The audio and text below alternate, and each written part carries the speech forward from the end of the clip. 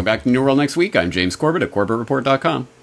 And I'm James Pilato for MediaMonarchy.com, for you must remember that in those days, children were always brought up by their parents and not in state conditioning centers. We've got that story plus face scans for fondle slabs, but first, Russia's $400 billion pipeline project launch this coming via oilprice.com. The presidents of Russia and China have officially inaugurated the Power of Siberia national gas pipeline that will eventually deliver 38 billion cubic meters annually to China, with the full capacity to be reached sometime just in 2025. The deal for the pipeline was signed between Gazprom, the big Russian company, and CNPC, which sounds like some fake news outlet we'd make fun of here in the States, but CNPC is actually the China National Petroleum Corporation. Gazprom and CNPC signed the deal back in 2014 for a period of 30 years, which makes this around worth $400 billion. Construction began that same year. Costs were calculated at $12 billion for the construction works and another $6.7 billion for the development of the fields that the gas will come from. Russia has the largest natural gas reserves in the world, while most favored nation will likely this year become the largest importer of said fuel. For Russia, it'll open up a huge new market to supplement and eventually maybe even overtake its key European market. For China, it'll ensure a steady supply of natural gas amid fast-growing demand and help it to avoid shortages some northern provinces suffered 2 years ago due to a lack of supply and distribution infrastructure. James, this looks like a whole lot of Russian collusion going on with China, eh? Exactly right. And it is interesting to see the various ways that this story is handled in the mainstream and in the supposed quasi-alternative media, and the ways that they're framing this issue. For example, elsewhere on oilprice.com, from which we derive that original article, there's another article about how this affects the China-US trade deal negotiations, and if China is getting more gas and oil from Russia, then they will be less inclined to make deals with the US, or at least ones that lock them into some sort of trading relationship where they have to buy a certain amount of LNG from the US or something like that, because, well, they have their bread buttered on the Russian side now, don't they? And so they have some strategic advantage, and there's that aspect to this story. Whereas in the quasi-erstwhile alternative independent media, I've seen stories praising this. Yay! Now China and Russia, they're coming together and they're getting off of the American slave grid system, the IMF, World Bank, monetary control and all of this. Yeah, okay, yeah, I see that aspect of it. But it's almost like the excluded aspect of all of this is that this is the completely 100% perfectly predicted and predictable result of the encirclement of China and Russia and the closing off of various trading relationships and the military pressure. It's almost as if China and Russia have been driven into each other's arms, so that despite the fact that since the Sino-Russian split half a century ago, things have not always been cozy between Moscow and Beijing, but now they are cozying up because, well, it just makes all sorts of sense. Economic, geopolitical, military sense. All of it converges on China and Russia. Of course, they have to become partners, and they have to, of course, become the backbone of whatever this alternative structure that's being built up is, BRICS or whatever it ultimately settles out as being. Certainly, Russia and China are going to be a core part of that axis. And when you think about it, it's almost as if they're constructing a new world order. It's almost as if you can't construct a new world order without destroying the old world order. And it's almost as if the people who have been concertedly working for half a century at the very least to bring about this particular vision of a new world order are doing this deliberately in order to create the other side, the opposition from which they can get their thesis and antithesis for the synthesis to emerge, the dialectic. I don't know. Call me crazy. It's just I've been waving my arms for years and years, screaming about this and how China and Russia, of course, are not going to be the saviors as some in the quasi-alternative independent media want to frame it as if they're going to be the great people to free us from this post-World War II Pax Americana. Which is really all-out total war. No, that's not what this is about. And in fact, the same people who are controlling the old world order are controlling this new vision of the new world order that's coming into view. This is an incredibly important part of that. It's an important story, an important stepping stone on that path, along with things like China's SWIFT alternative and Russia now trying to wall off their internet and things like this. These are stories that are part along the way towards creating that New World Order. But newsflash, the New World Order is not going to be any better for you and me than it is under the Old World Order. And this is an example of how this is being prepped and brought about. And I think we should think about that a little bit before we start cheerleading these types of moves. Yeah, so it's almost like the powers that shouldn't be have kind of written this all down and kind of planned it out and are working on essentially got 50 years at the very least of working on that plan. I have seen a little bit already, James, you kind of hinted at it right there on the sidebar recently of, Russia plans to wall off and make their own internet. They're leaving the internet. I also had a story just earlier this week about Swift BRICS, about the BRICS Bank looking at cryptocurrency, at possible ways to, again, sort of avoid the international banksters, as it were. I think that Swift Bank story, as well as your most recent questions for Corbett, and let me say, I do enjoy that you're now making those a shorter weekly thing, a little more bite-sized, and of course you're able to answer a whole heck of a lot more questions, I think, in the long run. The most recent one about Exxon knew. What did Exxon knew and when did they knew it? I think we should include the links to that as well, as all the world is a big grand chessboard. James, our second story here on this episode 394 of New World Next Week, I think, segues perfectly there from that first story, and I think this is another one where all three stories, I think, kind of hit our I don't know, just kind of our classic main topics here in New World Next Week. Mobile phone usage tied to facial recognition under new Chinese law. This tweeted at us by our good buddy and video editor and new papa, Brock West. Chinese authorities have come up with a new law that requires users looking to sign up for a new mobile number to consent to a facial recognition scan. Although the new law just went into effect, mobile users in the country told various media outlets that Chinese telcos have been trying to push customers to submit to facial recognition scans for quite a while now. According to the government, the new law is intended to help prevent fraud in a country that's heavily dependent on smartphones, with mobile phone numbers often serving as part of a resident citizen's official identity. See the future coming down the not-too-distant road here? Previously, customers only needed to submit photocopies of their national ID card, you guys. That was all they had to do. And online platforms used an additional factor to verify users' identities. Local media in the country spoke to lawyers and experts who said that the average consumer in the country is starting to feel like the water in this frog boil's really getting warm, but maybe I'll just continue to sit in it and chill out. Oh wait, it didn't say that. They're getting increasingly worried about the fact that a number of mobile apps collect facial and other data without any express user agreement. Further, and this is pretty interesting, the misuse of data isn't something that criminal law in China provides protection against anyway, not expressly.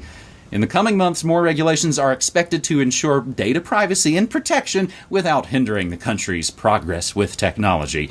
James, I got some grief on the tweets via the streaming companies are looking at thumbprint. Oh, that's crazy. Suppose this is crazy as well, huh? Yes, and this is exactly what we were just talking about in that first story. The idea that the Chinese-led New World Order, or the Chinese-Russian opposition to the Washington Consensus, is going to be the thing to save us all. No, this is the vision. This is precisely the vision that they want to bring about. The completely, utterly, totally controlled society where everything you do is going to be tracked and monitored directly by the government, out in the open. They don't even need to hide it.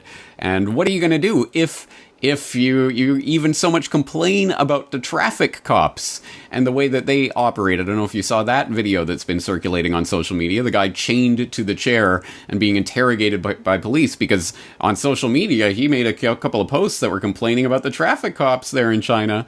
Don't do that. So this is the vision of the future for those who are touting this Russian-Chinese opposition to the Washington Consensus. Yay! And, of course, the real point of this is it's all tied in behind the scenes. And I'll throw in a link to a recent Zero Hedge article. Here are more U.S. tech giants propping up China's vast surveillance state. Yes, of course, it's all one big corporate, governmental, military conglomerate at the very top that all works together. This all goes back to China and the New World Order and other things I've been talking about for many years. There are all sorts of interconnected layers to this. These players are in bed with each other, and they dangle out these carrots for you. Oh, don't worry, the BRICS will come and save you, or whatever it is, this stupid false hope that they try to give you, so that you will willingly go into this system. And yeah, people laugh at the thumbprinting to get your streaming service until it happens, and then it's, well, of course, I mean, this is the best way to do it. That's exactly how that kind of PSYOP works, and unfortunately, this face scanning to get on the net is not too far behind. It looks unreal. The thing that you were talking about, I did just see it this morning. The guy strapped to... It doesn't even look like, you see in movies somebody gets, belted to the table or their hands are cuffed. He looks like he's in some sort of high-tech torture contraption. I'm sure we can edit that in. It looks unreal. And that was just making the rounds today.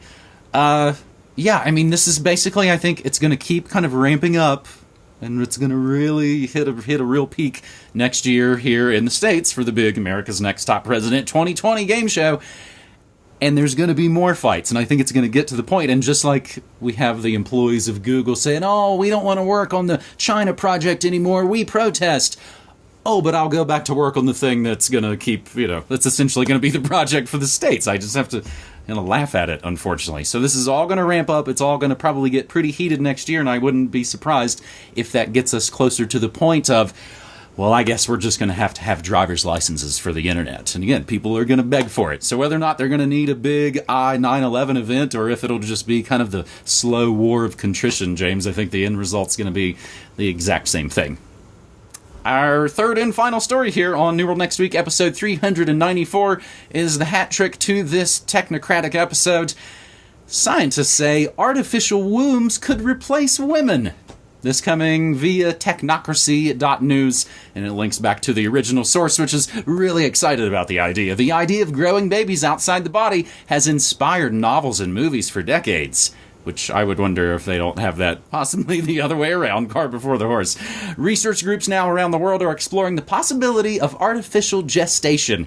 For instance, one group successfully grew a lamb in an artificial womb for 4 weeks. Australian researchers have also experimented with artificial gestation for lambs and sharks. And in recent weeks in the Netherlands, they've received 2.9 million euros, that's 466 million fiat American dollars, to develop a prototype for gestating premature babies. It's an actual needful thing.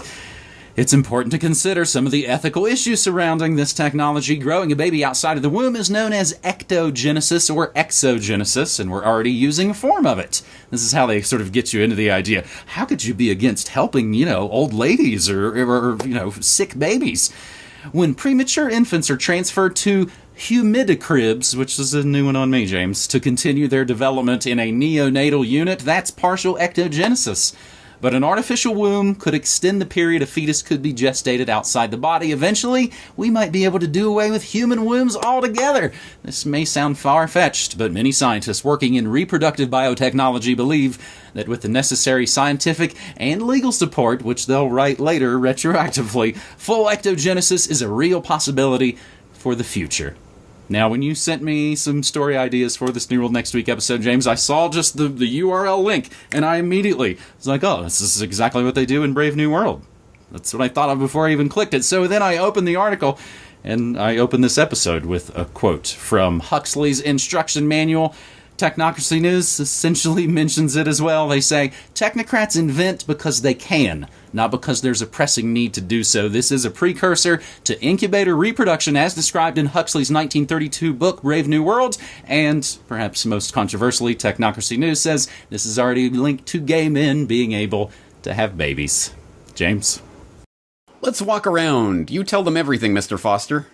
Mr. Foster duly told them of the growing embryo on its bed of peritoneum, made them taste the rich blood surrogate on which it fed, explained why it had to be stimulated with placentin and thyroxin, told them of the corpus luteum extract, showed them the jets through which at every 12th meter from 0 to 2040 it was automatically injected, spoke of those gradually increasing doses of pituitary administered during the final 96 meters of their course, described the artificial maternal circulation installed in every bottle at meter 112, showed them the reservoir of blood surrogate, the centrifugal pump that kept the liquid moving over the placenta and drove it through the synthetic lung and waste product filter, referred to the embryo's troublesome tendency to anemia, to the massive doses of hog stomach extract and fetal foal's liver with which, in consequence, it had to be supplied, showed them the simple mechanism by means of which, during the last 2 meters out of every 8, all the embryos were simultaneously shaken into familiarity with movement, hinted at the gravity of the so-called trauma of decanting,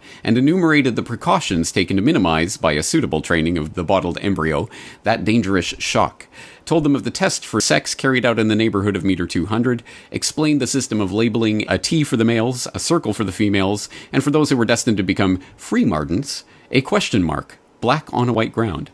For of course, said Mr. Foster, in the vast majority of cases, fertility is merely a nuisance. 1 fertile ovary in 1,200. That would really be quite sufficient for our purposes. But we want to have a good choice. And of course, one must always have an enormous margin of safety. So we allow as many as 30% of the female embryos to develop normally.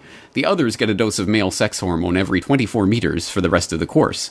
Result, they're decanted as free mardens, structurally quite normal, except, he had to admit, that they do have the slightest tendency to grow beards, but sterile, guaranteed sterile, which brings us at last, continued Mr. Foster, out of the realm of mere slavish imitation of nature into the much more interesting world of human invention. He rubbed his hands, for of course they didn't content themselves with merely hatching out embryos. Any cow could do that. We also predestine and condition. We decant our babies as socialized human beings, as alphas or epsilons, as future sewage workers or future... He was going to say future world controllers, but correcting himself said future directors of hatcheries instead. I'm glad I'm not an epsilon. So they conditioned you to believe. Exactly. This is it. This is pretty much everything all kind of coming to a head. It all becomes so very obvious. I know I went over the story. I found it on my own archives. Artificial womb helps premature lamb fetuses grow for 4 weeks. I'm not sure if we talked about it here on New World Next Week, but pretty much once you've ever seen that illustration, you can't really unsee it. James? Yeah, and I've mentioned it several times in the podcast in the past, but if you haven't listened to Huxley's talk on is it the Ultimate Revolution or the Final Revolution? I think the Ultimate Revolution. Please give that a listen. Huxley was an insider who knew what he was talking about.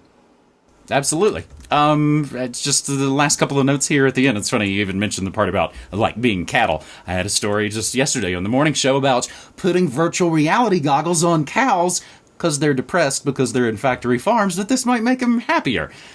Again, the goggles for cattle. Back in the day, here's some nerd notes at the end. I was in the sci-fi book club in high school, and I mostly used it, actually. They had some really good hardcover versions of some of the Sandman and Watchmen and some of the kind of classic graphic novels.